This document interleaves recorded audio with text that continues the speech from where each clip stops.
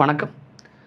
நேர்மையாக இருந்தால் என்ன மாதிரி சவால்களை எதிர்கொள்ள வரும் அப்படிங்கிறதுக்கு உதாரணமாக திரு சகாயம் ஐஏஎஸ் அவர்கள் இருக்காங்க. அவர்கள் இன்றைக்கி எதிர்கொண்டு வரக்கூடிய சில சவால்களை பற்றி தான் இந்த வீடியோவில் நம்ம டீட்டெயிலாக பார்க்க போகிறோம்.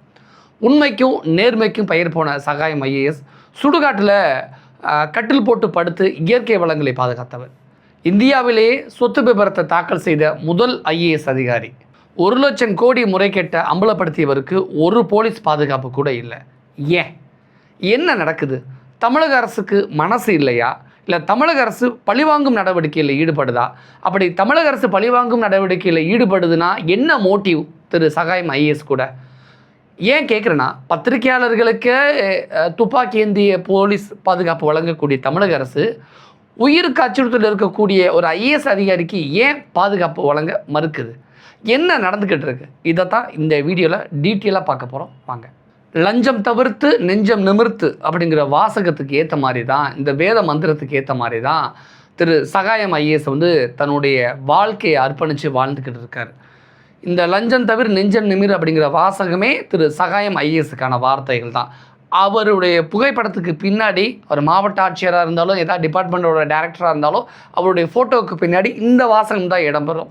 அப்பேற்பட்டவர் பணியில் இருந்த பொழுது, கலெக்டராக இருந்த பொழுது, கிட்டத்தட்ட அவர் சர்வீஸில் இருந்த அந்த 29 வருஷத்தில் 26 முறை இடமாற்றம் செய்யப்பட்டிருக்கார். கூடலூர் கோட்டை வளர்ச்சி அதிகாரியாக இருந்தபோது கூட அவருடைய துறையில் அவருடைய ஒரு வாசகம் எழுதினார்.